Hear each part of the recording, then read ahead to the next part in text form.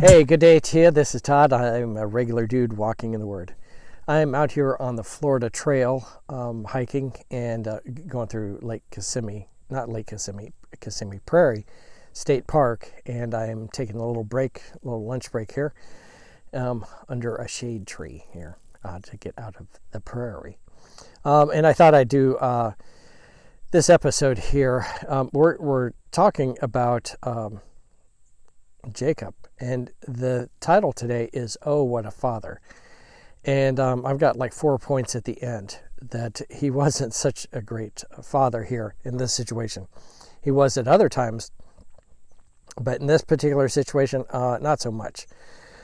So we're reading today from Genesis 34. We started it last time, and that's where his daughter Dinah basically got raped, and then the guy that raped her said, "Oh, I want to marry you now." And then the father of the guy comes and says, "Hey, my son wants to marry Dinah," and he says, "I'll pay whatever you want to marry her, for my son to marry her."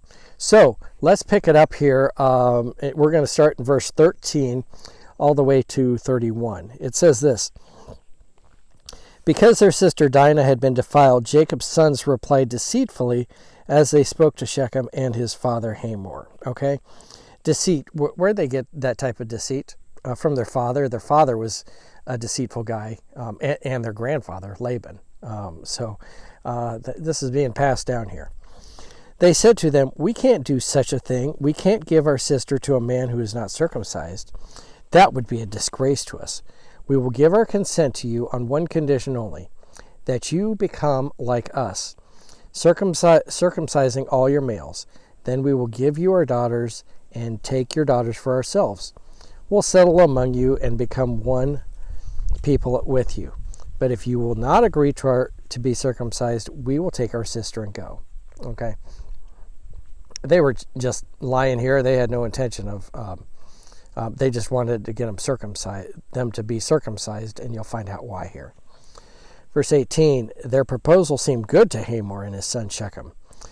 The young man who was with the most honored of all his father's household lost no time in doing what they said, because he was delighted with Jacob's daughter.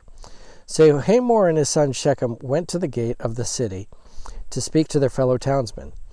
"These men were friendly towards us," they said. Let them live in our land and trade in it. And the land has plenty of room for them. We can marry their daughters and they can marry ours.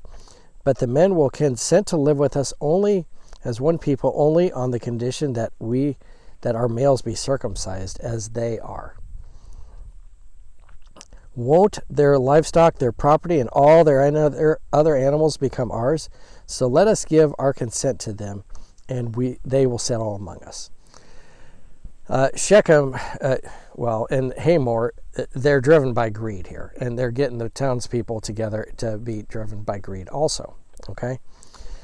All the men went out to the city gate, agreed with Hamor and his son Shechem, and every male in the city was circumcised. 3 days later, while all of them were still in pain, 2 of Jacob's sons, Simeon and Levi, Dinah's brothers, took their swords and attacked the unsuspecting city, killing every male. They put Hamor and his son Shechem to the sword and took Dinah from Shechem's house and left. So Dinah was like at Shechem's house. Not married yet, but she was there. The sons of Jacob came upon the dead bodies and looted the city where their sister had been defiled. They seized the flocks, the herds, the donkeys, and everything else of theirs in the city and out in the fields. They carried off all the wealth and all their women and the children, taking as plunder everything in their houses. Then Jacob said to Simeon and Levi, "You have brought trouble on me by making a stench to the Canaanites and Pizzites, the people living in this land. We are few in number, and if they join forces against me and attack me, I and my household will be destroyed." But they replied, "Should he have treated our sister like a prostitute?" Now, you can see here, it wasn't right what the sons did. but they were frustrated with Jacob, their father, for not doing anything about the rape of their daughter, Dinah. And so they took matters into their own hands. And Jacob then, he doesn't retaliate, against the rape of Dinah, but he gets mad at his sons. And let me go through these things, 4 things here. Again, the title today is "Oh, What a Father," and Jacob in this situation wasn't such a great father. The first thing is he showed no concern for his daughter. She got raped, and it doesn't say he did anything ever about it. Okay, which is ungodly. And then the second thing was he was mad about the brothers taking revenge. It wasn't the right thing to do, to take revenge, but something should have happened, and Jacob did nothing about it. And so he was mad at the sons for doing it. The third thing is he was concerned about what the neighbors thought. Okay? He was more concerned about, oh no, the neighbors are living in this land are going to be all mad at us, and we're going to be a stench to them.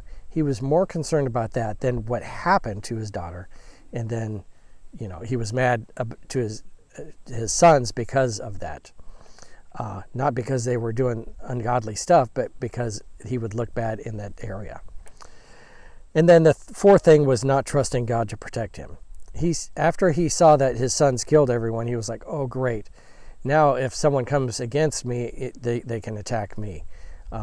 And we've been made a stench here in this area.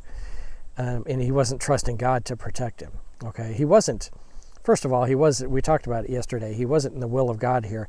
He shouldn't have stopped here and made permanent homes in this place. And that's what you saw here today, the disaster that happened. And I talked about it yesterday. It was carnage. Okay, it ended up being dead bodies all over the place. Everybody in the town was slaughtered.